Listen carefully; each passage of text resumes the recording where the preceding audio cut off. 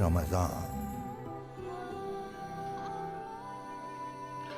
اعوذ باللہ من الشیطان الرجیم، بسم اللہ الرحمن الرحیم۔ محترم ناظرین، رونق رمضان کے ساتھ ایک بار پھر حاضر میں ہوں آپ کا میزبان انیق احمد۔ الحمدللہ چھٹا روزہ پہنچ رہا ہے اپنے اختتام کو۔ افطار ٹرانسمیشن کا ہم آغاز کر رہے ہیں۔ ملک کے ممتاز جید علماء تشریف فرما ہیں۔ آپ کے سوالات، ان کے جوابات اور رمضان کی فیوز و برکات کا حصول۔ خواتین و حضرات، قرآن کریم موضوع 2 دن سے ہم قرآن کریم کے موضوع پہ بات کر رہے ہیں، قرآن اور ماہ سیام۔ اس تعلق سے گفتگو ہو رہی ہے اور قرآن کریم کے مطالب اور مفاہیم کو سمجھنے کی ہم کوشش کر رہے ہیں اپنے معزز علماء کرام کے ذریعے۔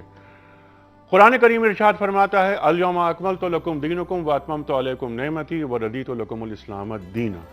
خواتین و حضرات، جتنے بھی انبیاء آئے انہوں نے اسلام کو پیش کیا، لیکن کسی نے بھی دین کے مکمل ہونے کا دعویٰ نہیں کیا۔ سرکار دو عالم صلی اللہ علیہ وآلہ وسلم کی زبان مبارک سے یہ الفاظ ادا ہوتے ہیں، اللہ تعالیٰ ادا کرواتا ہے، دین مکمل ہو گیا۔ قرآن کریم آخری کتاب، آخری شریعت، آخری پیغمبر، آخری رسول، قیامت تک اپنا کوئی نبی، کوئی رسول، انا خاتم النبیین، لا نبی بعدی آپ نے فرما دیا۔ ما کان محمد ابا احد من رجالکم ولکن رسول اللہ و خاتم النبیین، قرآن کریم میں فرما دیا گیا وضاحت کے ساتھ۔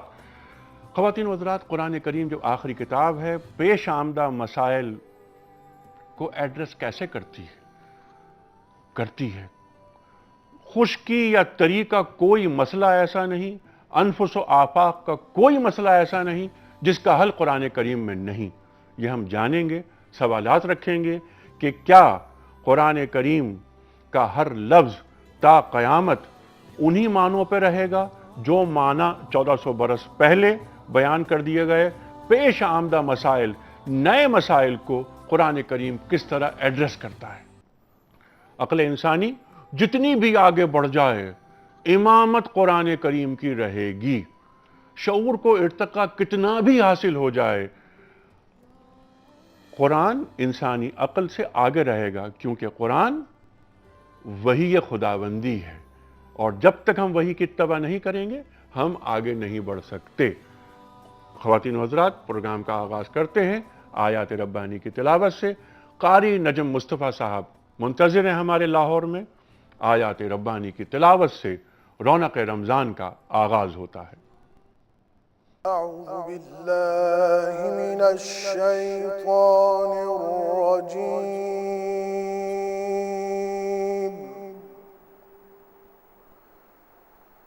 بسم اللہ الرحمن الرحیم۔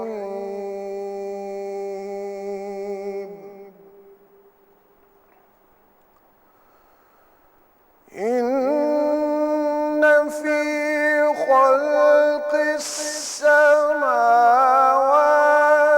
والارض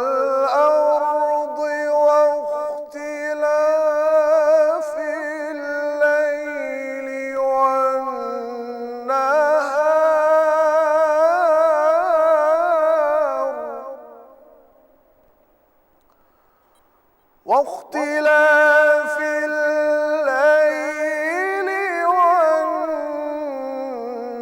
والنهار لآيات لأولي الألباب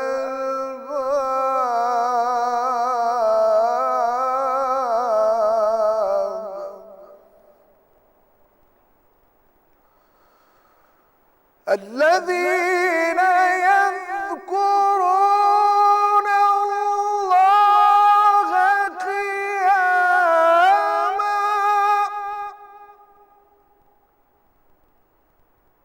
قياما وقعودا وعلى جنوبهم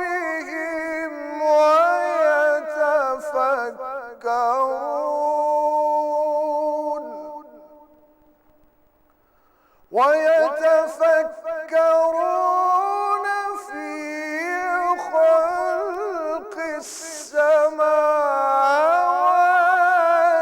والأرض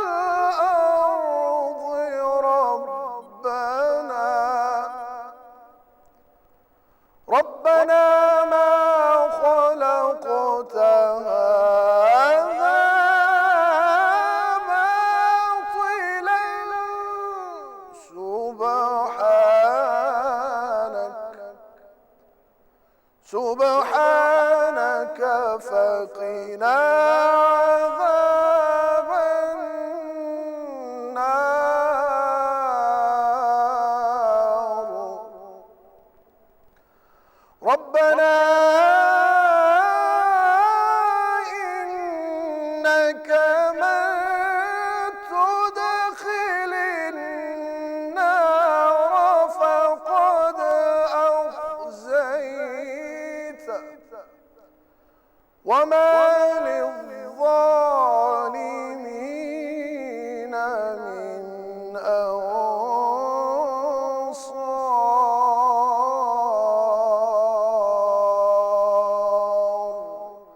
صدق الله العظيم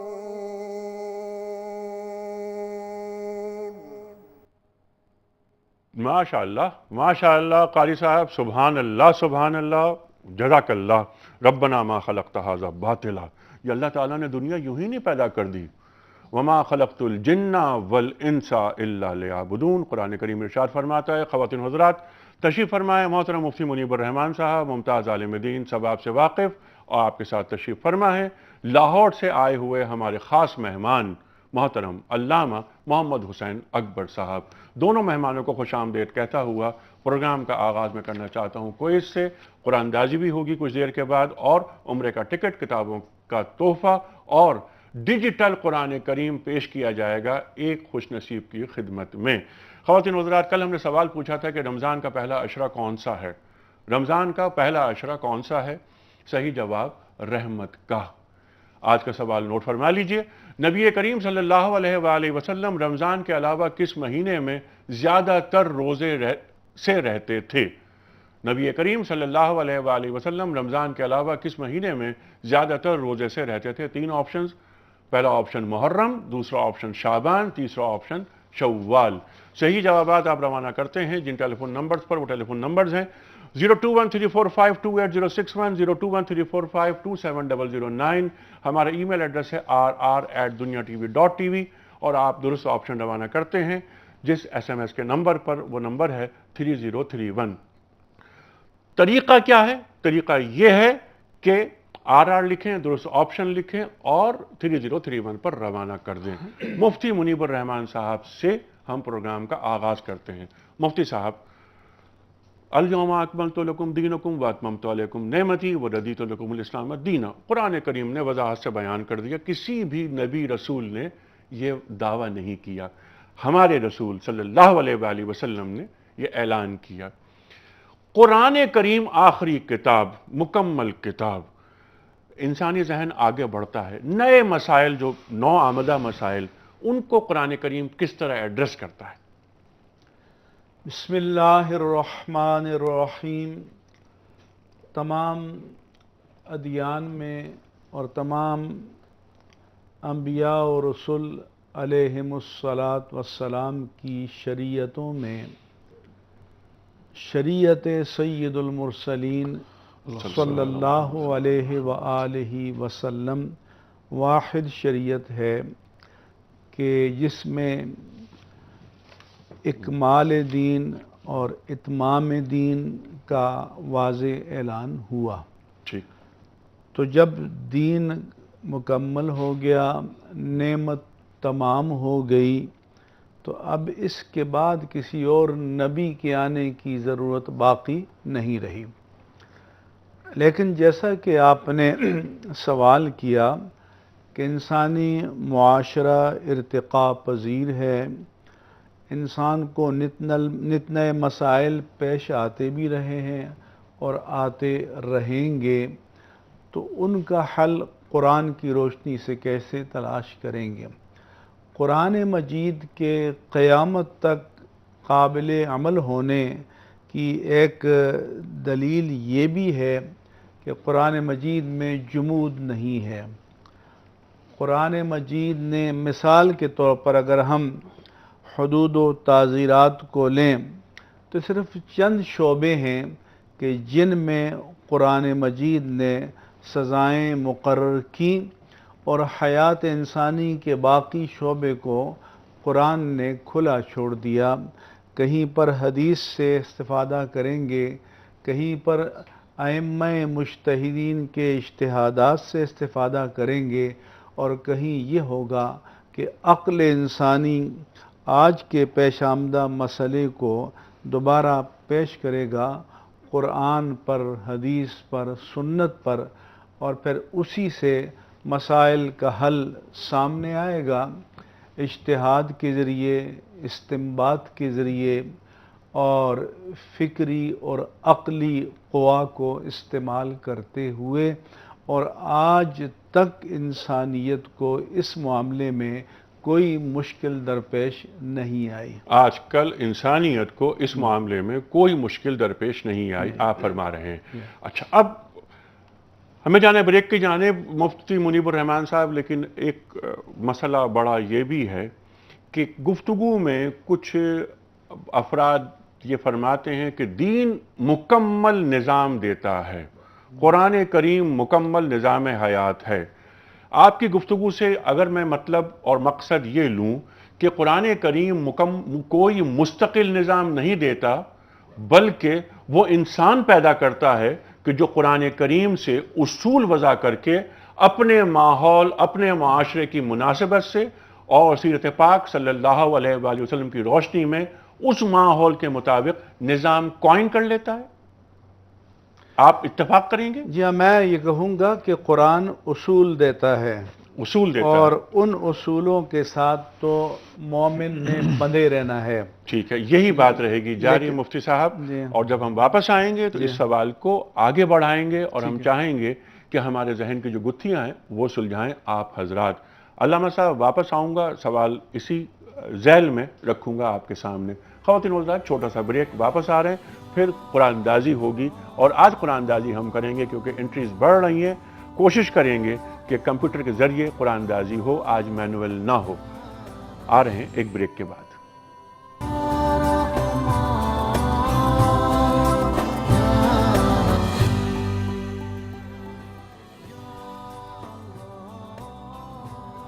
ویلکم بیک خواتین و حضرات، رونق رمضان میں ایک بار پھر خوش آمدید۔ تشریف فرما ہے محترم مفتی منیب الرحمان صاحب اور محترم مولانا محمد حسین اکبر صاحب جو تشریف لائیں لاہور سے۔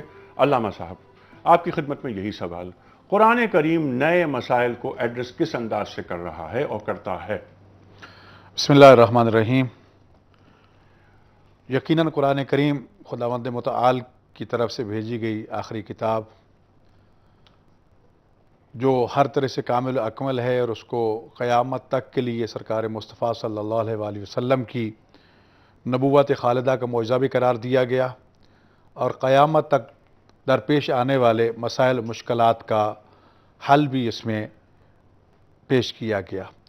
رسول اکرم صلی اللہ علیہ وآلہ وسلم نے اس لیے ارشاد فرمایا کہ قرآن کریم کو اپنا امام، قائد، راہبر بنانا۔ جب تمہارے لیے کوئی بھی معاملہ پیچیدہ مشکل بن جائے تو قرآن کریم تمہاری رہنمائی فرمائے گا۔ اگر قرآن کریم کو پشت دکھاؤ گے تو تم گمراہ ہو جاؤ گے، تباہ و برباد ہو جاؤ گے، لیکن اگر قرآن کے پیچھے چلو گے تو کبھی تم گمراہ نہیں ہو سکتے، اور دنیا کی کسی مشکل میں تم گرفتار نہیں ہو سکتے۔ قرآن کریم کا انداز تخاطب جو ہے وہ یا ایھا الناس کہہ کے کبھی تو مخاطب کرتا ہے، اور یہی وجہ ہے کہ قرآن کریم کبھی تو ہمیں حال کی باتیں بتاتا ہے اور کبھی ماضی کے قصے، اور کبھی مستقبل کی خبریں بتا رہا ہے۔ اور ایک متقی مومن کے لیے تو یہ کہہ دیا گیا کہ وہ اس پر ایمان رکھتا ہے کہ یہ لا ریب کتاب ہے۔ اور پھر جہاں تک تعلق ہے اس کتاب کو سمجھنے کا، پڑھنے کا، تو اس میں رسول اکرم صلی اللہ علیہ وآلہ وسلم کی مشہور و معروف یہ حدیث بھی کہ انی تارک فیکم ثقلین کتاب اللہ وعطرتی واہل بیتی ما ان تمسکتم بہما لن تضلوا بعدی، یا دوسری روایت کے مطابق سنتی کہا گیا کہ اگر اس قرآن کو سمجھنا چاہتے ہو تو میرے اہل بیت کے ساتھ یا میری سنت کی روشنی میں۔ تو گویا کہ یہ اشارہ کر دیا گیا کہ قرآن کریم نے اگر کہیں اشارات بیان کیے ہیں تو اس کے لیے میری سنت کی طرف یا میرے اہل بیت کی سیرت کی طرف رجوع کیجئے، آپ کو جواب ملے گا۔ اور اگر کہیں واضح معاملات موجود ہیں تو یقیناً، اور جس طرح رسول اکرم صلی اللہ علیہ وآلہ وسلم کا یہ بھی فرمان ہے کہ سابقہ امتوں میں جو مسائل درپیش ہوئے وہ سارے کے سارے میری امت کو درپیش ہوں گے، اور قرآن کریم نے ان تمام کو سامنے رکھ کے ان کا حل بھی پیش کیا۔ یہی وجہ ہے قرآن کریم کی آیات کی یہ عظمت ہے کہ نہ تو وہ پرانی ہوتی ہیں، نہ وہ زمان و مکان کی قید میں جکڑی ہوئی ہیں، بلکہ جو بھی انسان اس سے تعقل کر کے رہنمائی لینا چاہتا ہے، اور یہ قرآن کریم کا خاصہ ہے کہ بار بار تعقل اور غور و فکر کا پیغام دیا گیا، بار بار صاحبان بصیرت کو اور صاحبان لب کو مخاطب کر کے کہا گیا کہ اس کے بارے میں غور و فکر کیجئے۔ حضرت امام رضا علیہ السلام ارشاد فرماتے ہیں کہ میں 3 دنوں میں قرآن کریم ختم کرتا ہوں، تو فرمایا کہ یہ 3 دن کا عرصہ ہمارے لیے تو بہت چھوٹا سا، لیکن پھر وجہ بتاتے ہیں کہ میں ایک ایک آیت کے بارے میں غور و فکر کرتا ہوں، تو لہٰذا قرآن کریم کے بارے میں غور و فکر کے ذریعے ہمیں دعوت دے دی گئی۔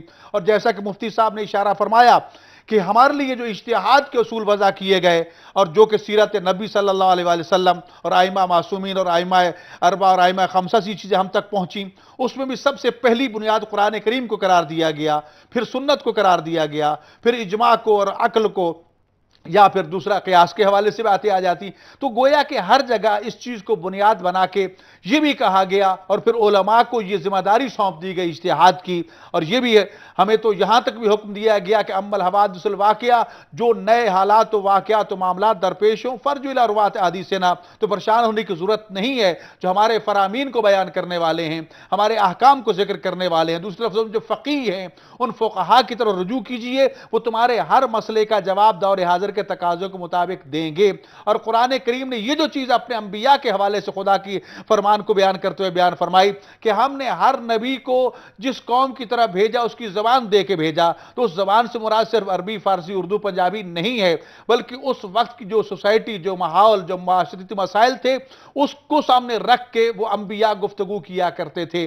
لہٰذا قرآن کریم نے اس بات کو دہرا کے یہ بتا دیا کہ قرآن کریم تمہیں ہر زمانے کے تقاضوں کے مطابق جواب دینے کی صلاحیت رکھتا ہے، بشرطے کہ تم ان تقاضوں کو سمجھو اور قرآن سے رہنمائی لینے کی کوشش کرو۔ تو لہٰذا آج کے تقاضے ہم اگر سامنے رکھیں تو قرآن ہمیں اس کا جواب دیتا ہے، اور ہمیں قرآن کریم کو آج کی زبان میں پیش کرنا ہے۔ جب آج کی زبان میں پیش کریں گے تو ہمارا نوجوان بھی قرآن کی طرف راغب ہوگا، ہمارا قاری قرآن بھی، اور عوام الناس بھی، اور وہ دنیا جو قرآن کو نہیں مانتی اور کہتی ہے کہ ایک فرسودہ کتاب ہو چکی ہے، وہ بھی مجبور ہو جائے گی کہ قرآن کریم کو آج کے تقاضوں کے مطابق جب وہ پڑھے گا، دیکھے گا، تو قرآن کو اپنے لیے امام اور قائد قرار دے گا۔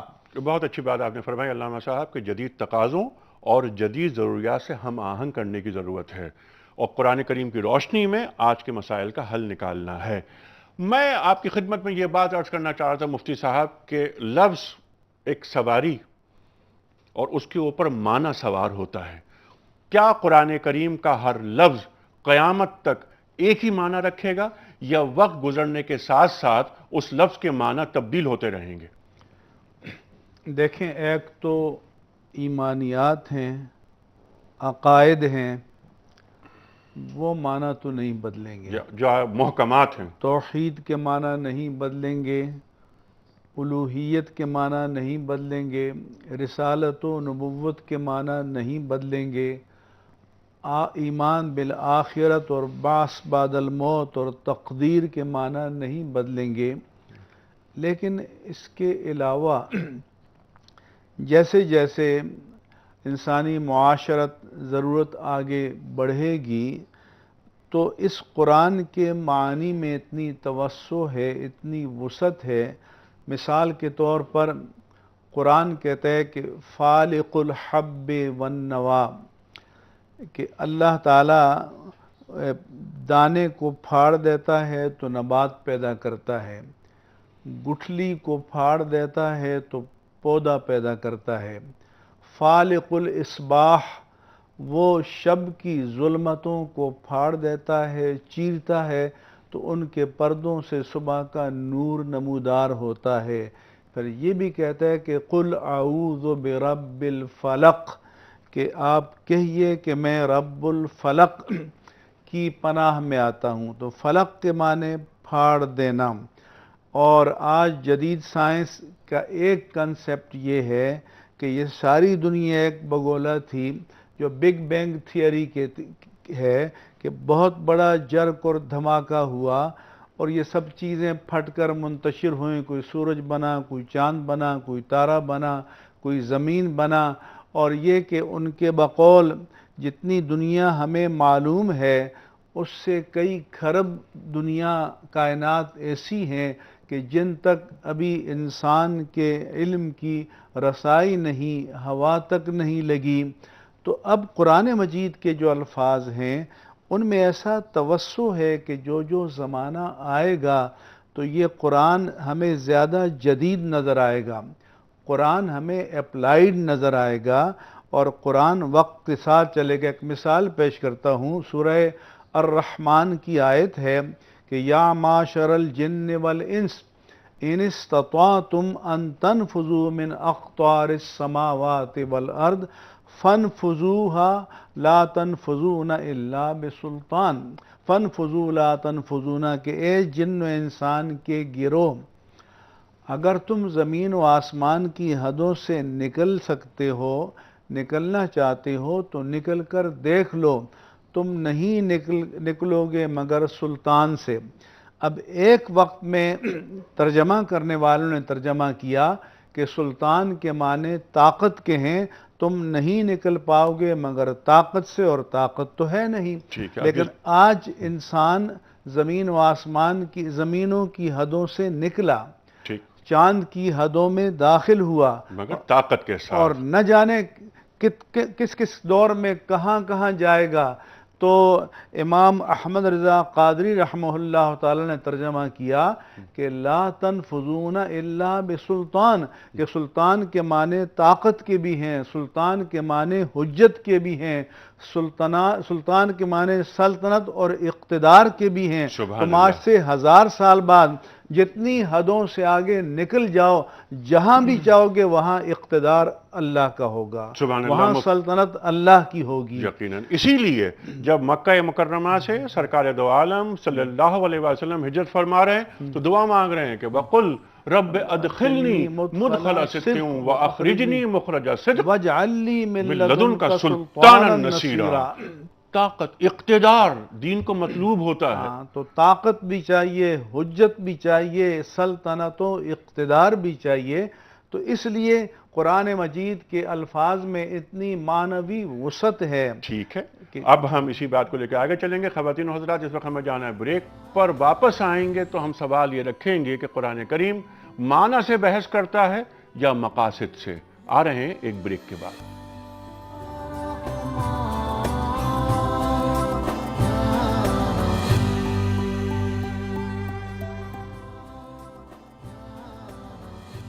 ویلکم بیک خواتین و حضرات، رونق رمضان میں ایک بار پھر خوش آمدید۔ تشریف فرمائے محترم مفتی منیب الرحمان صاحب اور محترم مولانا محمد حسین اکبر صاحب۔ بات ہو رہی ہے قرآن کریم کے موضوع پر۔ علامہ صاحب، قرآن کریم ارشاد فرماتا ہے کہ هل يستوي الذين يعلمون والذين لا يعلمون، کیسے برابر ہو سکتے ہیں وہ لوگ جو جانتے ہیں، علم رکھتے ہیں، اور جو علم نہیں رکھتے؟ راسخون فی العلم کی بات قرآن کریم کر رہا ہے۔ یہ بتائیے کہ راسخون فی العلم جو ہوتے ہیں یا جو تمسک قرآن کریم سے رکھتے ہیں، وہ قرآن کریم کے معنی سے بحث کرتے ہیں یا مقاصد سے؟ جہاں تک قرآن کریم کا تعلق ہے، جب بھی اجتہادی بحثیں چلتی ہیں تو اس میں متن قرآن کو، جو علمی اصطلاح میں ظواہر قرآنی کہا گیا، اس کو حجت قرار دیا گیا ہے۔ یعنی سب سے پہلے تو قرآن کریم کے جو معانی ظاہری ہیں اس کو زیر بحث لایا جاتا ہے، اور اس سے جو احکام حاصل ہوتے ہیں ان کو لیا جاتا ہے۔ ٹھیک ہے، اور مقاصد؟ ہاں، اس میں مقاصد کے لیے، ظاہر ہے، مقاصد کے لیے کہ ظاہری طور پر ہمیں ان میں سے کیا ہدایت مل رہی ہے اپنے مقاصد کے لیے، اس سے رہنمائی لی جاتی ہے۔ لیکن کیونکہ زبان کا یہ اصول ہے کہ وہ تبدیل ہوتی رہتی ہے، اس کے انداز بدلتے رہتے ہیں، اس لیے فقہا نے اس بات پہ بحث کی کہ خصوصاً شریعت کے معاملات میں بعض جگہوں پہ عرف کو بھی حجت قرار دیا گیا، سوسائٹی کو بھی حجت قرار دیا گیا کہ ایک چیز ہماری سوسائٹی میں مثال کے طور پر وہ عزت و آبرو کا باعث بنتی ہے، جبکہ وہی دوسری سوسائٹی میں شاید یہ چیز نہ ہو، یا ایک لفظ جو ہماری سوسائٹی میں کسی اور معنی میں استعمال ہو رہا ہے جبکہ دوسری سوسائٹی میں کسی اور معنی میں استعمال ہو رہا ہے، تو جس سوسائٹی میں وہ لفظ استعمال ہو رہا ہے اس کو اسی معنی کا لبادہ پہنایا جائے گا اور اس کے مطابق قرآن سے رہنمائی لی جائے گی۔ لہٰذا ایک چیز تو یہ ہے۔ دوسری بات یہ ہے کہ قرآن کریم نے ہمیشہ اپنے اہداف اور مقاصد کو سامنے رکھا ہے، اور اس کے لیے آسان سے آسان گفتگو کو اپنایا اور فصاحت و بلاغت مبالغات کے ان تمام تقاضوں کو پورا کیا کہ انسان کو جگہ جگہ روکا بھی صحیح، جھنجھوڑا بھی صحیح، متوجہ بھی کیا تاکہ وہ اپنے ہدف سے نہ ہٹنے پائے، اور بات کو پھر بھی سمجھانے کے لیے اس کو آزاد چھوڑ دیا اور تعقل اور تدبر کی طرف لے کے گیا کہ اس کو دیکھیے، اس کے مطابق سوچیے، اور پھر ساتھ اس کے جو راسخون فی العلم کی بات ہو رہی ہے، بات وہی ہے کہ خالق کائنات نے روز اول سے جو اصول بنایا تھا کہ صرف کتاب نہیں بھیجی بلکہ معلم کتاب بھی ساتھ بھیجا، وگرنہ ایک کتاب کافی نہ تھی، کافی ہوتی تو پھر معلم کی ضرورت نہ تھی، صرف معلم کافی ہوتا، کافی حد تک معلم تربیت کرتا، لیکن کتاب کو بھی ساتھ بھیجا تاکہ ایک جگہ معلم نہیں ہے تو آپ کے پاس کتاب موجود ہو۔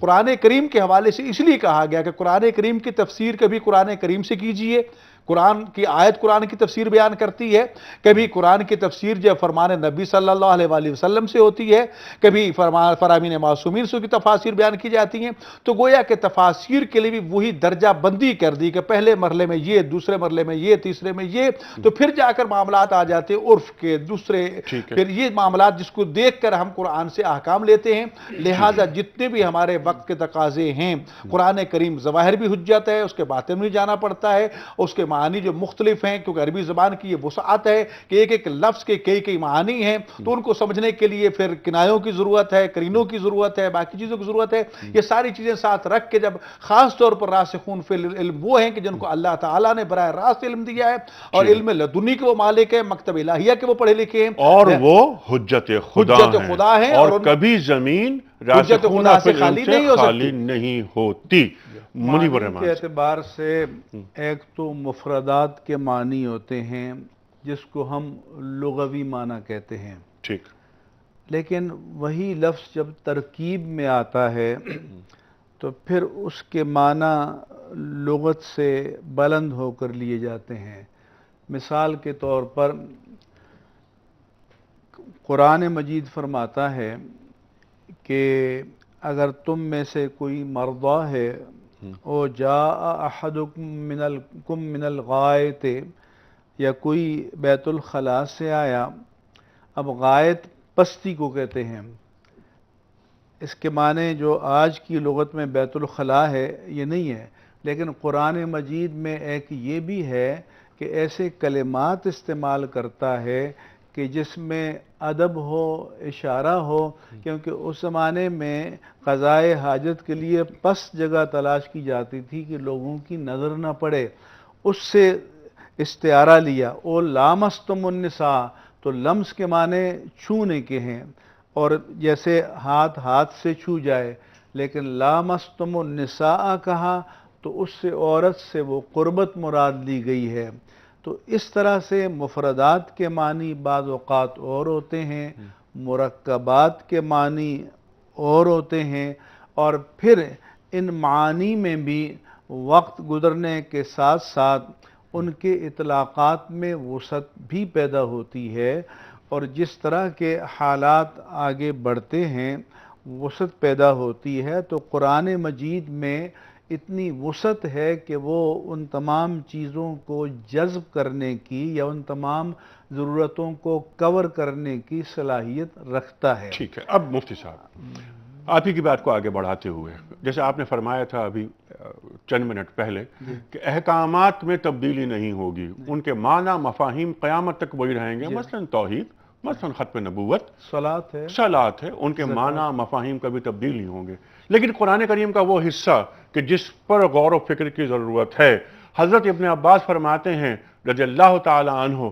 کہ قرآن کریم کی تشریح بعض آیات کی اس زمانے کے مطابق ہوگی، ٹھیک ہے، اس سے کیا مراد ہے؟ ابھی جو آیت تلاوت کی گئی تھی کہ ان فی خلق السماوات والارض واختلاف اللیل والنہار لآیات لأولی الالباب، کہ زمین و آسمان کی پیدائش میں، گردش لیل و نہار میں اہل عقل و خرد کے لیے اللہ کی قدرت کی نشانیاں ہیں، اس کی توحید کی نشانیاں ہیں، خالقیت کی نشانیاں ہیں۔ اس کے تحت ایک حدیث میں فرمایا گیا کہ تفکر ساعت فی خلق اللہ افضل من عبادت 60 سنہ، کہ بعض اوقات ایک لمحے کا تفکر اللہ تعالیٰ کی تخلیق کی حکمتوں میں ایک لمحے کا تفکر 60 سال کی عبادت سے افضل ہوتا ہے. سبحان اللہ. یعنی 60 سال کی عبادت انسان اللہ کا قرب حاصل کرنے کے لیے اور معرفت کے لیے کرتا ہے، اور بعض اوقات جو صاحب فکر و نظر ہے اسے اس کائنات میں تفکر کر کے ایک لمحے میں اس کی خلاقی کی وہ معرفت نصیب ہوتی ہے جو کسی کو 60 سالوں میں بھی نصیب نہ ہو سکے. اور سورہ عنکبوت کی آخری آیت کیا فرماتا ہے اللہ تعالیٰ کہ وَالَّذِينَ جَاهَدُوا فِينَا لَنَهْدِيَنَّهُمْ سُبُلَنَا. مولانا وہ لوگ جو مجاہدہ کرتے ہیں ہم نے ہماری طرف آنے میں تو ہم راستے کھول دیتے ہیں. فمن شرح اللہ صدرہ للاسلام فہو علی نور من ربہ. جس کے سینے کو اللہ اسلام کے لیے کھول دیتا ہے تو اسے اللہ کی طرف سے ہدایت کا، علم کا، نور کا، بصیرت کا، تعقل کا ایک نور ملتا ہے. ٹھیک ہے. اور وہ منتخب بندے ہوتے ہیں اللہ تعالیٰ کے، جو اللہ تعالیٰ اپنی رحمت سے انہیں منتخب کر رہا ہے. مفتی صاحب اس وقت مجھے جانا ہے بریک کی جانب. گفتگو بہت اہم آپ فرما رہے ہیں. واپس آتے ہیں بریک کے بعد. تو علامہ صاحب آپ کی خدمت میں سوالات رکھوں گا کچھ اسی حوالے سے کہ نیا زمانہ، نئے مسائل، راسخون فی العلم، ان کی صحبت، ان کی پہچان، ان کی شناخت کہ میں جس سے مخاطبت کر رہا ہوں مجھے کیسے معلوم ہو کہ یہ راسخون فی العلم ہے اور آج کے جدید مسائل کا حل اس کے پاس ہے قرآن کریم کی روشنی میں اور اسوہ رسول کریم صلی اللہ علیہ وآلہ وسلم کی روشنی میں. کیونکہ میرا ایمان ہے، ہمارا سب کا ایمان ہے کہ قرآن کریم ہمیشہ ذہن انسانی کی امامت کرتا رہے گا. خواتین و حضرات اس وقت ہم جا رہے ہیں بریک کی جانب، لیکن بریک سے قبل ہم سنیں گے صدیق اسماعیل صاحب سے نعت رسول مقبول صلی اللہ علیہ وآلہ وسلم. اور ایک بات میں آپ کی خدمت میں عرض کرتا چلوں کہ صبح سحر کی نشریات میں صدیق اسماعیل صاحب بنفس نفیس ہمارے ساتھ ہوں گے اس اسٹوڈیو میں. آ رہے ہیں ایک بریک کے بعد.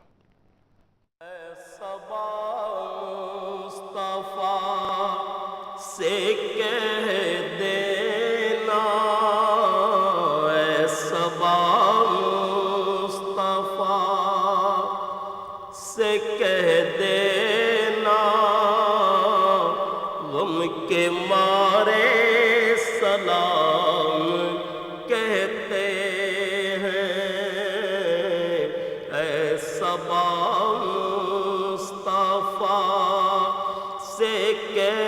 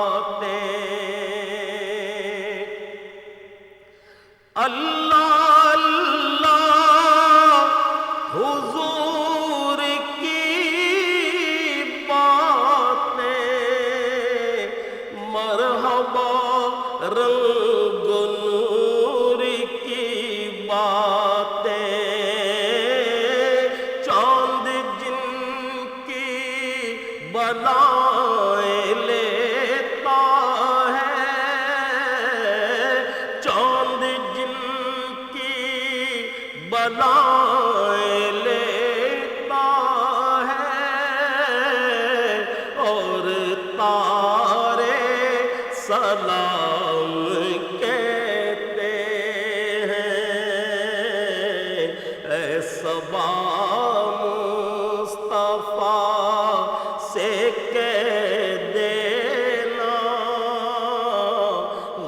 کے مارے سلام کہتے ہیں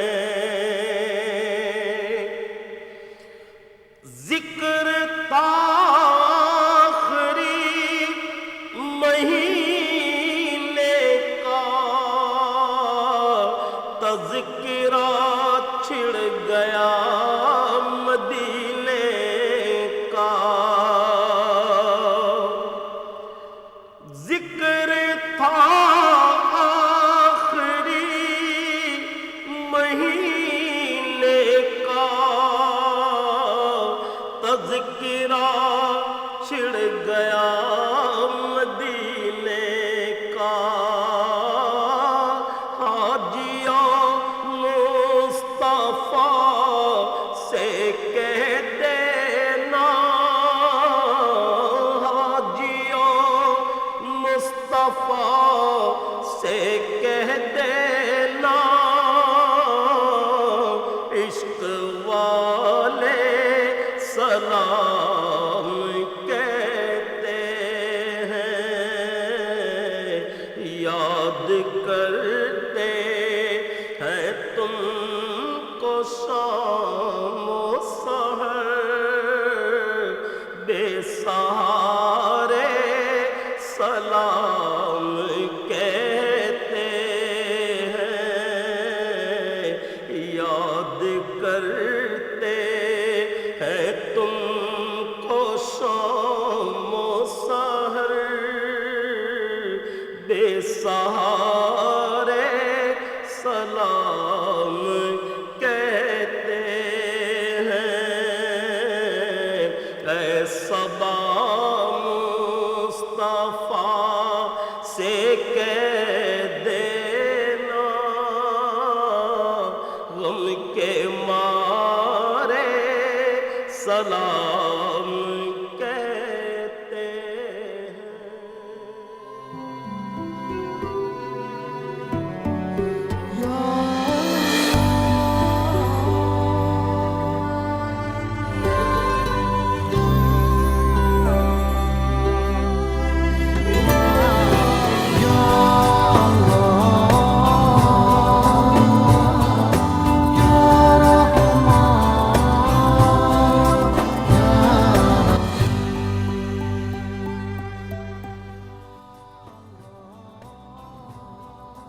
ویلکم بیک خواتین و حضرات، رونق رمضان میں ایک بار پھر خوش آمدید۔ تشریف فرما ہے محترم مفتی منیب الرحمان صاحب اور محترم علامہ محمد حسین اکبر صاحب۔ خواتین و حضرات، موضوع ہمارا ہے قرآن کریم۔ ماہ سیام کے حوالے سے ہم قرآن کریم کے مطالب اور مفاہیم سمجھنے کی کوشش کر رہے ہیں تاکہ قرآن سے قربت حاصل ہو۔ موضوع بحث آج یہ کہ قرآن کریم نسل انسانی کی ہمیشہ امامت کرتا رہے گا، خواہ نسل انسانی اور عقل انسانی جتنی بھی آگے چلی جائے، عقل کا ارتقاء کتنا بھی ہو جائے، قرآن کریم اس عہد سے جڑ جاتا ہے۔ پھر مجتہدانہ بصیرت کی بات کی مفتی صاحب نے اور علامہ صاحب نے۔ مجتہدانہ بصیرت کیا ہوتی ہے، اصول کیسے نکالے جاتے ہیں، دین کوئی مستقل نظام دیتا ہے یا اصول دیتا ہے، اس پر کچھ گفتگو ہوئی، لیکن مزید گفتگو ہم کریں گے کہ قرآن کریم سے اصول کیسے نکالے جاتے ہیں، سیاسی نظام کو قائم کرنے کے لیے، معاشی نظام کو قائم کرنے کے لیے، معاشرتی نظام کو قائم کرنے کے لیے، وغیرہ وغیرہ۔ بہت ساری باتیں انشاءاللہ رفتہ رفتہ آتی رہیں گی اور ہم اپنے علماء کرام سے سیکھتے رہیں گے۔ کچھ کالرز کو لے لیتے ہیں۔ السلام علیکم۔ ہیلو جی، وعلیکم السلام جی، شہباز خان عرض کر رہا ہوں ٹیکسی سے۔ جی شہباز صاحب، میری گزارش یہ ہے کیونکہ ہم لوگ یہاں پہ رہتے ہیں، کیا ہم فطرانہ یہیں پر دیں یا ہم پاکستان دعا کرتے ہیں؟ فطرانہ، اچھا فطرانہ کہاں خرچ کریں، امریکہ میں یا پاکستان میں؟ بہت اچھا سوال ہے یہ۔ میرا یہ سوال ہے۔ ایک دوسرا اسی کے ساتھ یہ ہے، جی، پاکستان میں جائیداد بہت ہو تو اس پر ہمیں جو زکوٰۃ ہے کس طرح سے دینی رہنما کروا دیں۔ اچھا، پاکستان میں جائیداد کی جو زکوٰۃ ہے وہ کس طرح ادا کی جائے؟ جی سر۔ ٹھیک ہے، جائیداد کی زکوٰۃ اور جائیداد پاکستان میں ہے، ٹھیک ہے، یہ دونوں سوال ہم رکھتے ہیں مفتی صاحب آپ کے سامنے۔ لیکن اس سے پہلے میری گزارش آپ سے یہ ہے کہ کوئز کا ہم سلسلہ یہاں شروع کرتے ہیں۔ میں سوال ریپیٹ کرنا چاہ رہا تھا لیکن کچھ کالز میرے پروڈیوسر کہہ رہے ہیں کہ ان کو بھی لے لیں, بہت دیر سے ہولڈ پر ہیں. جی السلام علیکم. السلام علیکم جی. جی وعلیکم السلام. ریاض فہیم عرض کر رہا ہوں ملیر کیٹ کراچی سے. جی ریاض صاحب کیا سوال ہے؟ جی ایک تو میں آپ کا شکریہ ادا کرتا ہوں, آپ کا پروگرام ماشاءاللہ بہت اچھا جا رہا ہے الحمدللہ. اور اللہ کی ذات آپ کو اس طرح توفیق دیتی رہے. اور دوسرا میں یہ سوال کرنا چاہتا ہوں علماء کرام سے جی کہ اگر اولاد انڈیپینڈنٹ ہو جی اور وہ عمرہ کرنے جانا چاہے اور جو والدین ہیں وہ بھی انڈیپینڈنٹ رہ رہے ہوں, تو آیا اس میں کوئی اسلامی مسئلہ ہے کہ وہ والدین سے اجازت لے کے جائیں گے یا انڈیپینڈنٹ چلے جائیں گے؟ اچھا ٹھیک ہے. یہ اولاد انڈیپینڈنٹ رہ رہی ہے تو عمرے کی اجازت کیا والدین کی مرضی ضروری ہے. اگلی کال لیتے ہیں. جی السلام علیکم. السلام علیکم. Hello hello. اچھا میرا خیال یہ کہ اچھا بتایا جاتا ہے کال ڈراپ ہوئی ہے. اچھا مفتی صاحب فطرانے کی رقم امریکہ میں خرچ کی جائے پاکستان میں؟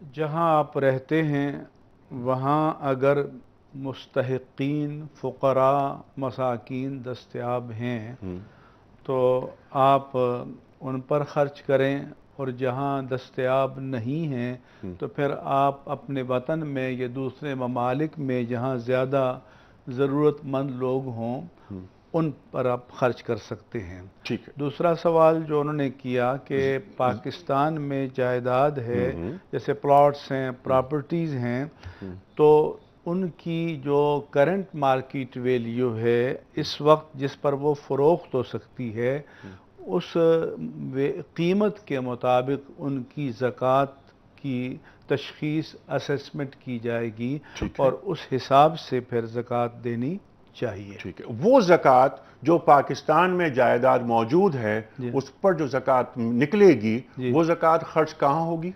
بہتر تو یہ ہے کہ جہاں سے زکوٰۃ ملے وہاں کے ضرورت مندوں پر خرچ کی جائے. جہاں سے سرمایہ آپ کے پاس آیا تو ضرورت مندوں پر خرچ کریں, لیکن کسی کی کوئی ترجیح ہو, جیسے کراچی میں رہتا ہے اور وہ سمجھتا ہے کہ میرا کوئی عزیز کہیں اور ہے جو بہت مستحق ہے, تو وہ بعض ضرورتوں کی بنا پر ترجیح دے سکتے. ٹھیک ہے. لیکن فضیلت کس بات کی ہے کہ جہاں سے زکوٰۃ لی جائے وہاں وہیں خرچ کی ضرورت جائے. مندوں کو خرچ ٹھیک پر ہے. خرچ. اگلا سوال علامہ صاحب آپ کی خدمت میں کہ اولاد انڈیپینڈنٹ ہے, عمرے پہ جانا چاہ رہی ہے, والدین الگ رہتے ہیں, اجازت ضروری ہے؟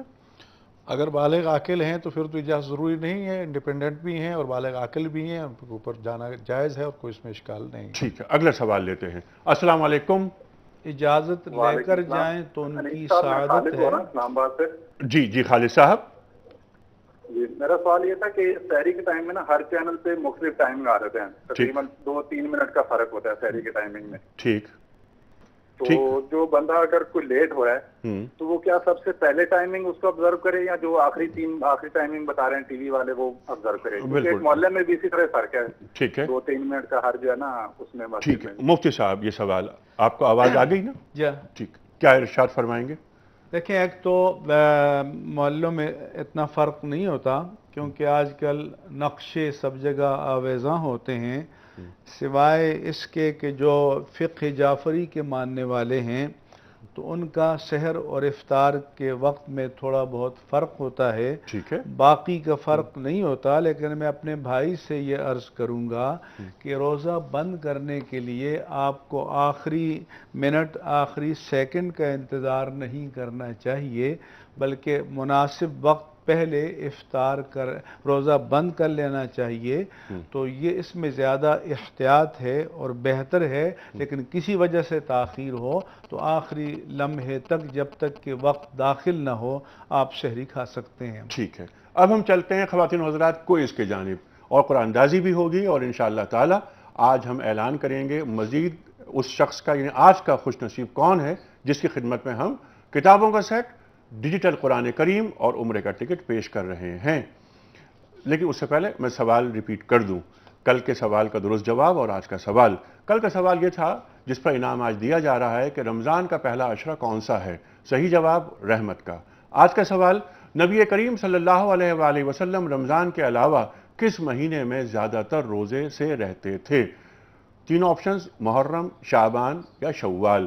टेलीफोन नंबर्स जिन पर आप दुरुस्त ऑप्शन रवाना करते हैं वो हैं 021345286061, 021345270009।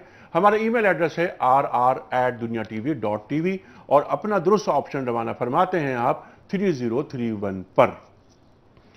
ख़वातीन व हज़रात, जैसे कि मैंने अर्ज़ किया कि उम्रे का टिकट, किताबों का तोहफ़ा और डिजिटल कुरान करीम पेश किया जा रहा है। उम्रे का टिकट दुनिया टीवी और अना हाजी दोनों के इश्तराक से, ताउन से है।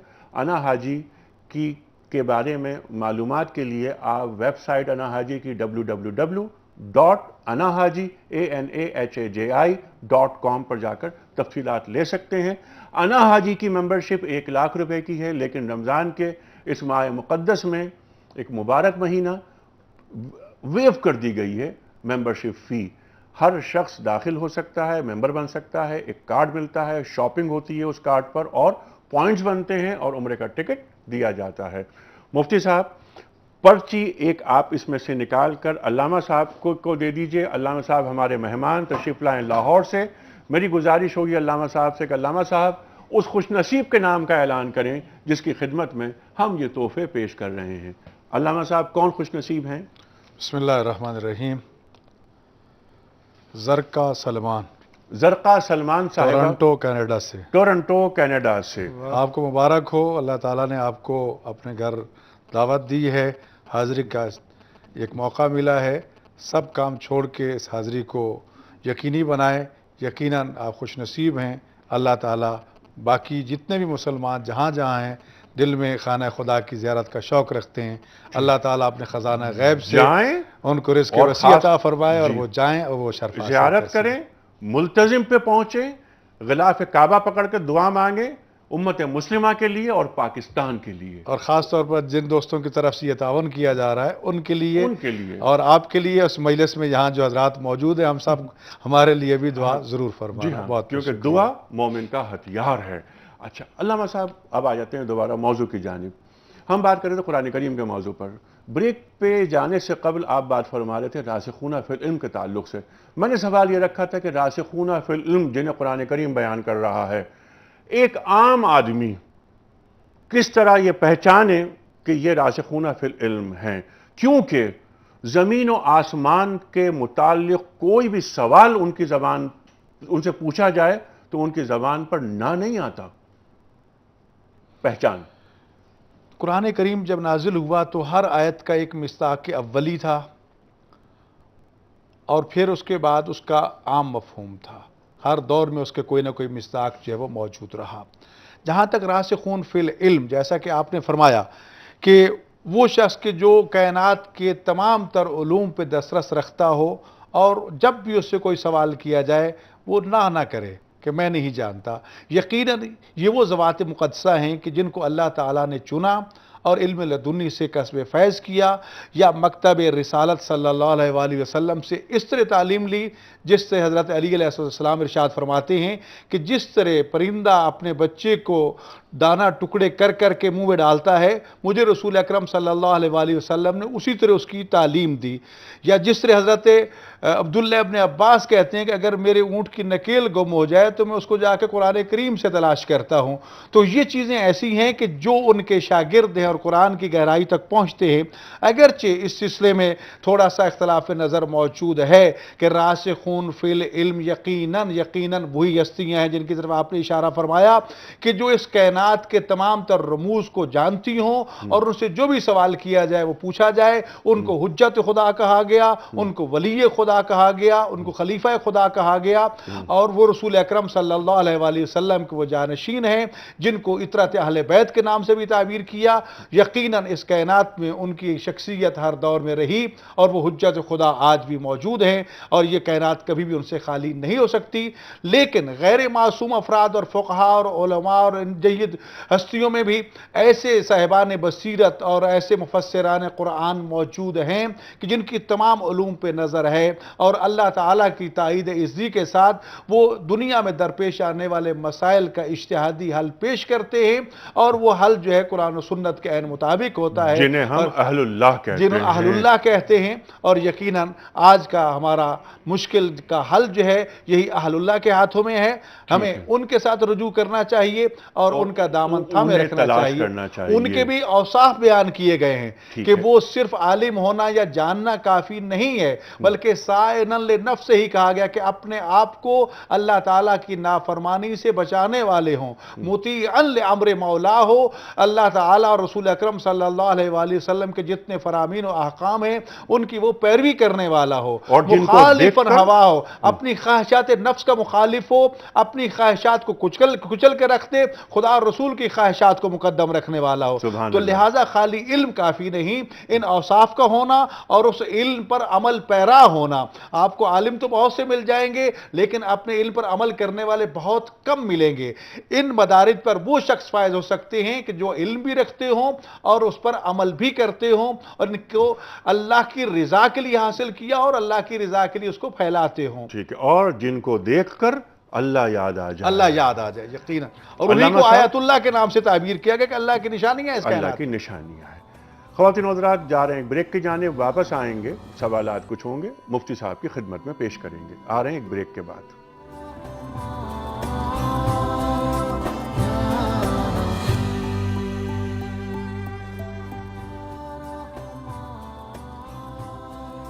ویلکم بیک خواتین و حضرات. کچھ کالرز منتظر ہیں ہمارے، پہلے انہیں لے لیتے ہیں. جی السلام علیکم.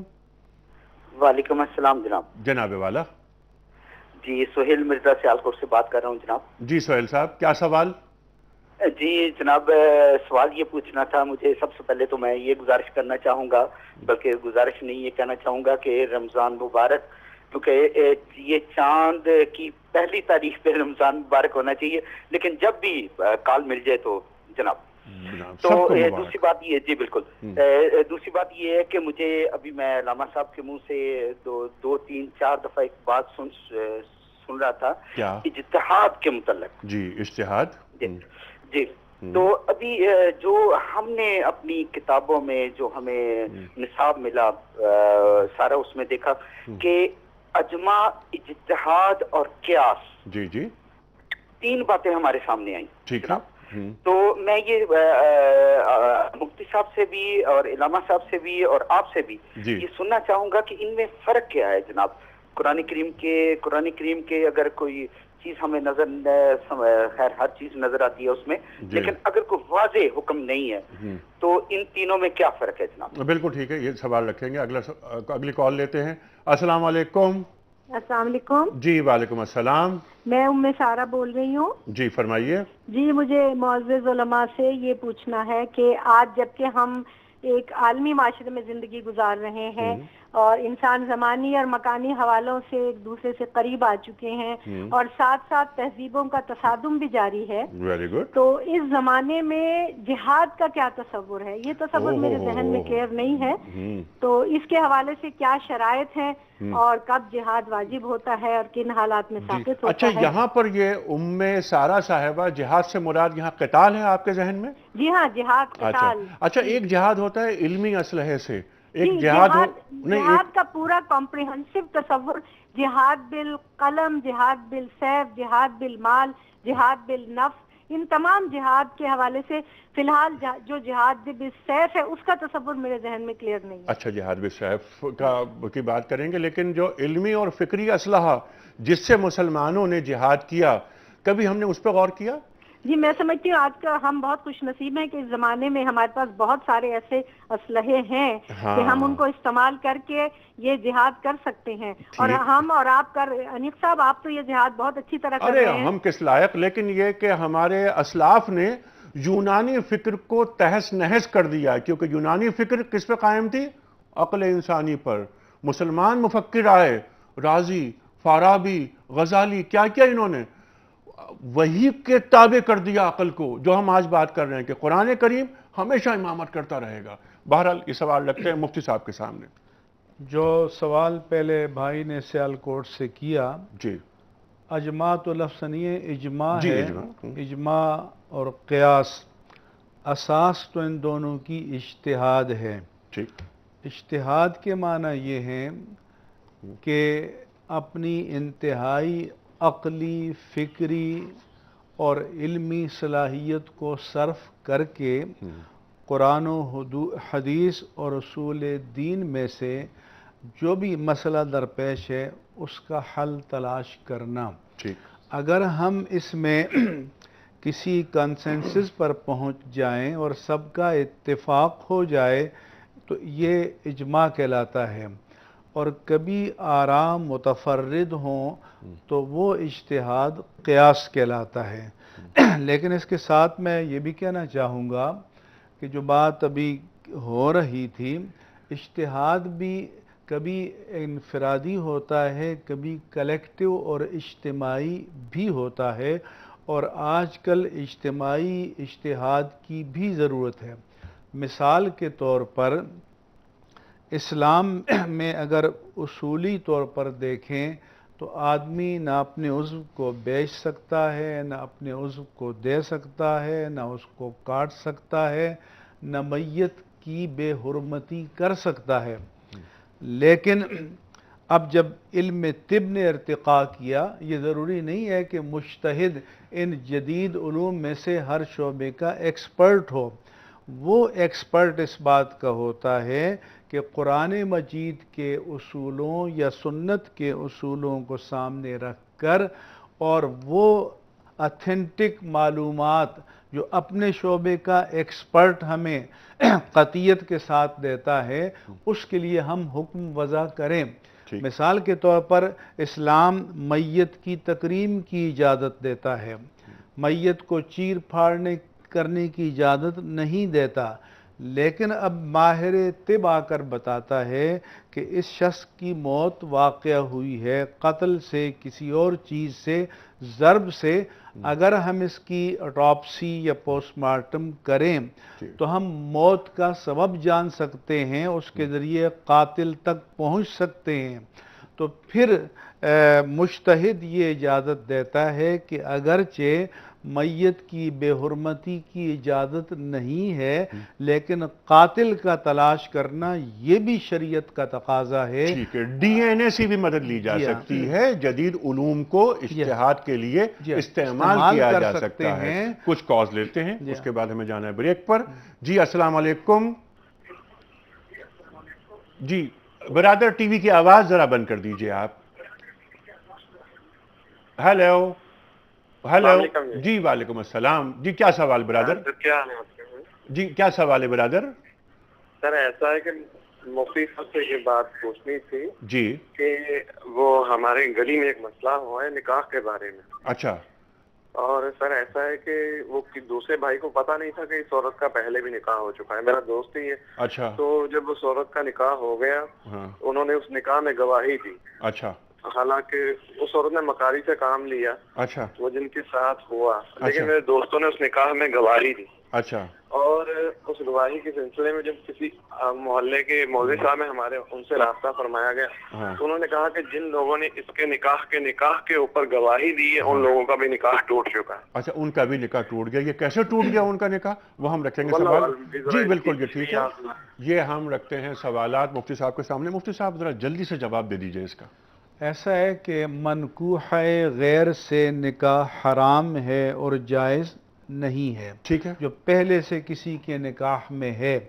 ٹھیک۔ اب اگر کسی کے سامنے اس عورت کا جو پہلے کسی کے نکاح میں ہے اور وہ لوگ جو اس مجلس میں بیٹھے ہیں یا گواہ بن رہے ہیں ان کو معلوم ہے کہ پہلے سے کسی کے نکاح میں ہے، اگر نہیں معلوم تو معذور ہیں، تو ان کا نکاح نہیں ٹوٹتا؟ نہیں بالکل، ان کا نکاح نہیں ٹوٹ رہا۔ بات واضح ہو گئی، کیسے نکاح ٹوٹ جاتا ہے، اور نکاح اتنی کوئی کچی اور معمولی چیز نہیں ہے۔ اس پر بھی ہم بات کریں گے۔ خواتین و حضرات، اس وقت لینا ہے بریک، واپس آئیں گے۔ قرآن کریم موضوع سوالات علامہ محمد حسین اکبر صاحب کے سامنے رکھے جائیں گے۔ چھوٹا سا بریک لیتے ہیں۔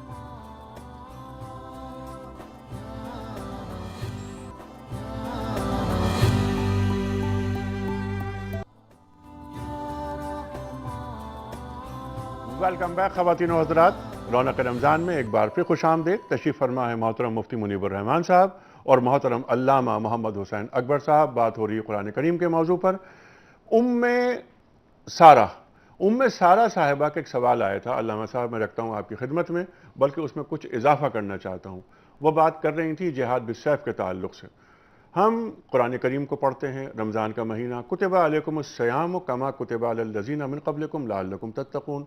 کتب علیکم القتال، وہاں بھی کتبہ کا لفظ ہے، اور پھر آگے کیا ہے؟ وَهُوَ كُرْهٌ لَكُمْ. ذرا وضاحت. یقیناً ہماری بہن نے جس نقطے کی طرف متوجہ کیا ہے، جہاد کی کئی قسمیں ہیں، اور اس میں جس خاص نقطے کی طرف انہوں نے توجہ مبذول کرائی ہے بڑے واضح الفاظ میں، وہ قتال کا عنوان ہے. اور آپ نے جو اشارہ فرمایا کتب علیکم الصیام یا کتب علیکم القتال، کہ لفظ ایک ہی استعمال ہو رہا ہے دونوں طرف. ایک سیام کی فرضیت پر دلالت کر رہا ہے، روزے کے فرض ہونے پر دلالت کر رہا ہے. دوسرا جو ہے وہ جہاد بالسیف کی فرضیت پر دلالت کر رہا ہے. لیکن اس میں ہم رسول اکرم صلی اللہ علیہ وآلہ وسلم کے عمل کو سامنے رکھیں گے کہ رسول اکرم صلی اللہ علیہ وآلہ وسلم جو کہ معلم بشریت بھی تھے، معلم قرآن بھی تھے، انہوں نے ان دونوں احکام کو کس طرح لاگو فرمایا. جہاں تک تعلق ہے جہاد بالسیف کا، اس کو جہاد اصغر قرار دیا گیا، جبکہ جہاد بالنفس کو جہاد اکبر سے تعبیر کیا گیا کہ اصل جنگ انسان کی اپنے نفس کے ساتھ ہے، خواہشات نفس کے ساتھ ہے. لیکن ایک چیز جو بڑی واضح طور پر ہمیں رسول اکرم صلی اللہ علیہ وآلہ وسلم کی سیرت کی روشنی میں نظر آتی ہے، اس زمانے میں جتنے بھی مشرکین نے آپ پر جنگ مسلط کی تھیں، آپ نے ان مسلط شدہ جنگوں کا دفاع کیا تھا اور دفاعی جہاد کو سامنے رکھا تھا. اور دفاعی جہاد آج بھی ساکت نہیں ہے. اگر کسی مسلمان پر، کسی مسلمان ملک پر کوئی مشرک کافر چڑھائی کرتا ہے اور اس کی باسیوں کو قتل و قتال کی طرف مجبور کرتا ہے، تو دفاعی جہاد آج بھی واجب ہے. ٹھیک ہے. اچھا، دوسرا نقطہ جو خاص طور پر اقدامی جہاد، دوسری جو خاص طور پر نقطہ میں عرض کرنا چاہتا ہوں، رسول اکرم صلی اللہ علیہ وآلہ وسلم سب سے پہلی اسلامی ریاست کے تاجدار تھے، اور یہ سارا جہاد ان کی کمان اور ان کے حکم کے مطابق ہوا. لہٰذا یہ بھی ہمیں پیغام ملتا ہے کہ ہر کس و ناکس کو یہ اختیار نہیں ہے کہ وہ اٹھے اور جا کر جہاد شروع کر دے، بلکہ اسلامی حکومت کے سربراہ، اس کے جو مشاورت کے ممبران ہیں، مشاورتی کمیٹی، پارلیمنٹ، یا دوسرے لفظوں میں جو بھی آج کے معنی ہم اس کو پہنا لیں، وہ پہلے مشورہ کرے گی، ماہرین سے رائے لی جائے گی، پھر اس کے مطابق جو فیصلہ ہوگا اس کے مطابق جو قدم اٹھایا جائے گا. آداب ہیں، آداب ہیں. لیکن قرآن کریم کو، ہمارے دین کو، اللہ کو اور اللہ کے رسول صلی اللہ علیہ وآلہ وسلم کو ہم سے خاص موقع اور مناسبت اور آداب کو ملحوظ خاطر رکھتے ہوئے جہاد مطلوب ہے، اور جہاد کبھی معطل نہیں ہوا، کبھی نہیں معطل نہیں ہوا. الجہاد ماضٍ الی یوم القیامہ، اور جہاد قیامت تک جاری رہے گا. ٹھیک. اور یہ کبھی بھی منسوخ نہیں ہو سکتا. اور یہ جہاد بالسیف کی بات ہو رہی ہے، باقی جہاد بھی چل رہا ہے، جہاد بالسیف کی خاص طور پر بات ہو رہی ہے. اس پر تفصیل سے بات کریں گے ہم. اور سوال میں رکھوں گا کچھ سوالات کو لینے کے بعد کالرز کے، کہ جس طرح کتب علیکم الصیام روزے فرض کر دیے گئے ہیں، کیا کتب علیکم القتال قرآن کریم فرماتا ہے قتال بھی اسی طرح ہر مسلمان پر فرض کر دیا گیا ہے؟ علامہ صاحب اس کا جواب میں آپ سے لوں گا. کچھ کالرز. السلام علیکم. جی وعلیکم السلام جناب، میں مزمل بول رہا ہوں راول پنڈی سے. جی مزمل صاحب، کیا سوال ہے؟ جی آج کے پروگرام میں ماشاءاللہ اتنے خاص موضوع تھے جو گفتگو چلی ہے، قرآن پر بھی، راسخون پر بھی، اور معینی پر بھی، اور خاص کر ذکر و فکر پر، اور ابھی جو ریسنٹلی ابھی گفتگو ہوئی ہے جہاد پر. تو یہ ساری چیزیں انتہائی ضروری ہیں ہمارے لیے سمجھنے کے لیے. تو میں قرآن کے حوالے سے ایک بات کرنا چاہتا تھا کہ حضرت علامہ اقبال رحمۃ اللہ علیہ فرماتے ہیں، وہ کہتے ہیں کہ فاش گویا ماتے در دل مضمر است، یہ کتابیں نیست چیزیں دیگر است. فرماتے ہیں کہ میں وہ بات کھل کر کہتا ہوں جو دل میں پوشیدہ ہے. آپ اس سے اندازہ لگائیں کہ ہمیں کتنی ضرورت ہے اس چیز کو سمجھنے کے لیے کہ حضرت علامہ اقبال صاحب کہتے ہیں کہ میرے دل میں ایک بات پوشیدہ ہے، وہ میں بات کھل کر کے نظر کرتا ہوں. وہ کیا بات ہے؟ این کتابیں نیست چیزیں دیگر است، یہ کوئی کتاب نہیں ہے جس کو ہم کہتے ہیں کہ جی ورکے اور اس کو کر کے ہم صبر کرتے ہیں، وہ اس کو کہتے ہیں کہ یہ کوئی کتاب نہیں ہے بلکہ یہ کوئی دوسری چیز ہے. تو ہمیں، میں تو علماء کرام سے یہی، جیسے ابھی انہوں نے بات کی ہے جہاد کی، کہ جہاد اصل میں وہ اس سہم جہاد سے بڑھ کر جو جہاد ہے وہ اپنے نفس کے ساتھ جہاد کرنا ہے. کیسے کہ جو نفس ہم یہ ساری چیزیں ہمارے بت وہی ہے جو ہماری خواہشات ہیں وہ کسی بھی صورت میں ہوں, تو یہ ان کو پہلے روکیں اور صرف اللہ کی طرف ہمارا سفر جو ہوگا جو سرکار کے حدیث کے مطابق وہ ہوگا. تو بالکل ٹھیک ہے. اگلا, اور آپ کی بات بہت اچھی ہے, سبحان اللہ, لیکن تمام یہ چیزیں اور تمام علمی گفتگو, تمام جو مضامین, تمام نکات جو ہمارے علماء کرام نے ہمیں بتائے, تعلیم کی ہے ہمیں, جب تک کردار کے سانچے میں نہیں ڈھلیں گے کچھ بھی نہیں ہوگا.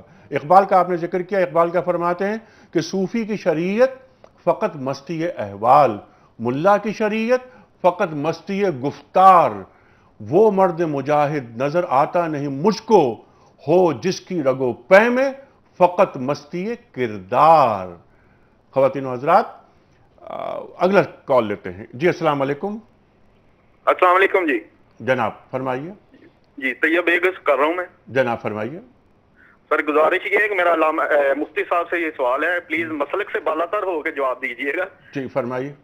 کیونکہ ہمارا دین کسی مسلک کا محتاج جی بالکل بالکل, لیکن آپ بھی اتحاد اور محبت کی, اخوت کی بات کیجیے. بالکل اتحاد محبت والی بات ہو رہی ہے. جی فرمائیے. گزارش یہ ہے کہ اہل حدیث کی اذان جو ہے نا افطاری کے وقت 1 منٹ یا 1.5 منٹ جو ہے نا جلدی ہو جاتی ہے. اچھا یہ بتائیے کہ اس سوال سے امت مسلمہ کو کیا فائدہ ہو رہا ہے, یہ بتائیے مجھے سمجھا دیجئے یہ بات, یہ کہ اہل حدیث کی اذان سے ہم اپنے ذہنوں میں کیوں یہ باتیں, کل بھی ہم نے یہ بات کی اور بہت روئے اس بات پر کہ یہ کیا ہو رہا ہے, یہ اہل حدیث کی اذان. پرسوں ایک سوال یہ آ گیا تھا, علامہ محسن نقوی صاحب بیٹھے ہوئے تھے یہاں کہ صاحب آپ کا کلمہ ہمارا کلمہ, آپ کی نماز ہماری نماز, آپ کی اذان نہیں, ایسا نہیں ہے.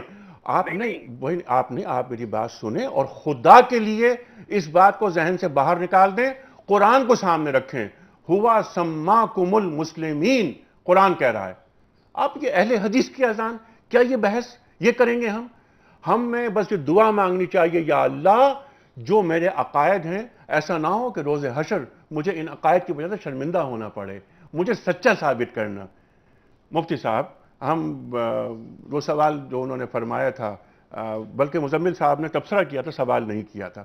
میں سوال رکھتا ہوں, اس سوال پہ کیا بات کی جائے کہ اہل حدیث کی اذان اور فقہ جعفریہ کی اذان, تمام انداز لوگوں نے اپنائے ہوئے ہیں, لیکن سب کا محبت کا مرکز دین ہے. ایک بات میں عرض کر دوں کہ غروب آفتاب پر کسی کا اختلاف نہیں ہے. آج کل ماہرین موجود ہیں, موسمیات کے ماہرین موجود ہیں, فلکیات کے ماہرین موجود ہیں, اور غروب آفتاب پر دن ختم ہو جاتا ہے. اب کوئی 1-2 منٹ احتیاط کر لیتے ہیں اور کوئی فوراً دے دیتے ہوں گے. تو کوئی یہ نزاعی مسئلہ ہے کیا؟ یہ کوئی ایسا کوئی نزاعی مسئلہ نہیں ہے. ٹھیک ہے. اچھا مفتی صاحب, یہ آخری حصہ ہے, تو میں آپ کی خدمت میں آخری سوال اس پروگرام کا رکھتا ہوں آپ دونوں کے سامنے. پروگرام کا آغاز ہم نے کیا تھا کہ الیوم اکملت لکم دینکم واتممت علیکم نعمتی ورضیت لکم الاسلام دینا پر. کسی بھی نبی نے, کسی بھی رسول نے دین کے مکمل ہونے کا اعلان نہیں کیا سوائے ختمی مرتبت صلی اللہ علیہ وآلہ وسلم.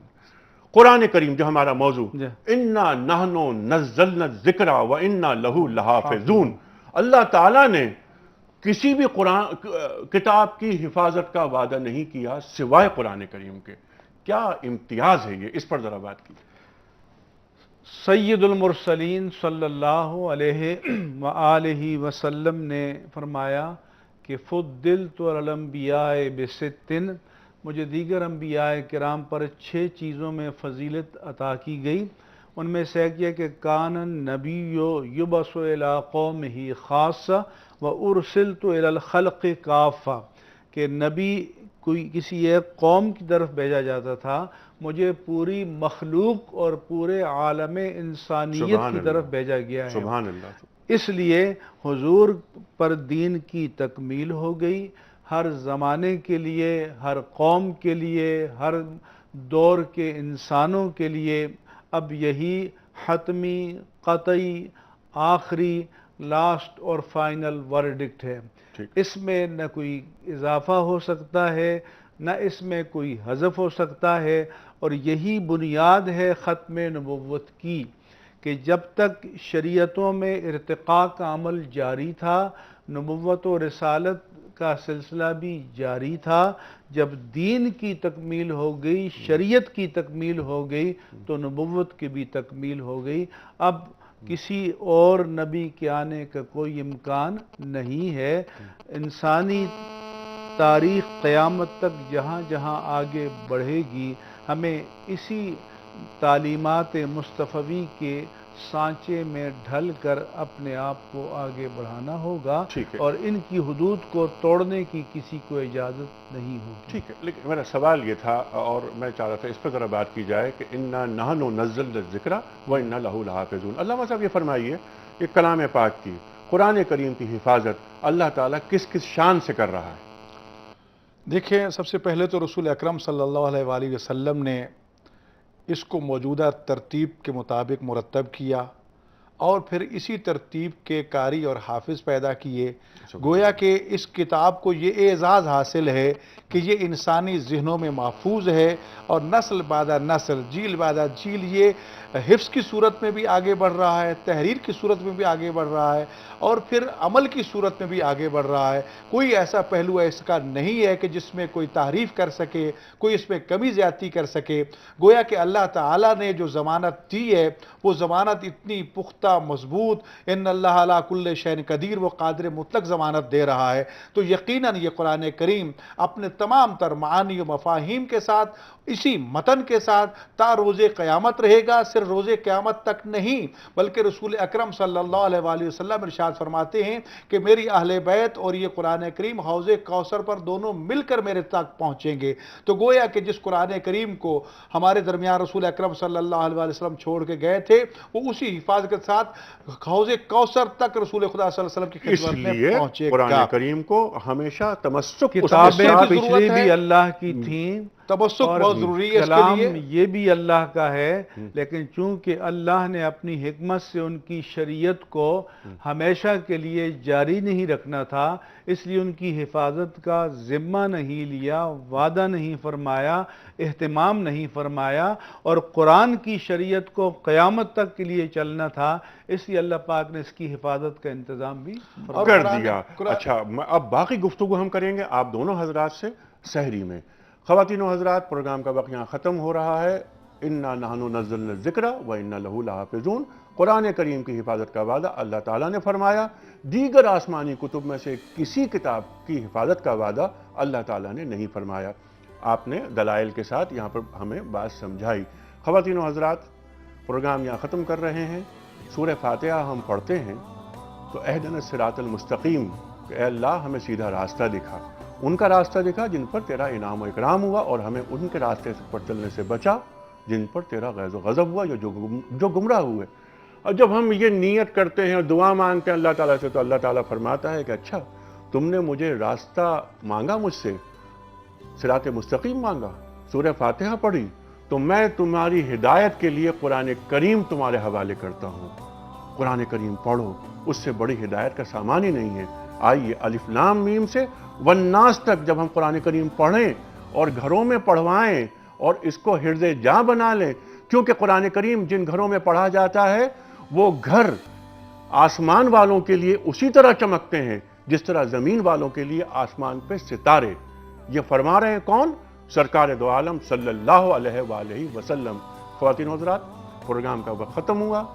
اذان مغرب ہوگی لاہور، اس کے بعد دعا ہوگی.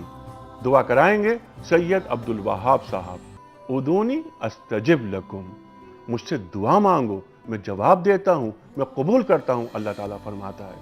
خواتین و حضرات، پھر اذان مغرب ہوگی، اور اذان مغرب کراچی. پھر ہم جاوید احمد غامدی صاحب کے ساتھ ایک خصوصی پروگرام حقوق العباد جاوید احمد غامدی صاحب کے ساتھ وہ دیکھیں گے.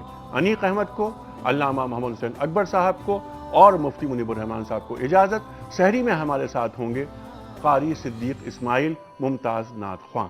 خدا حافظ.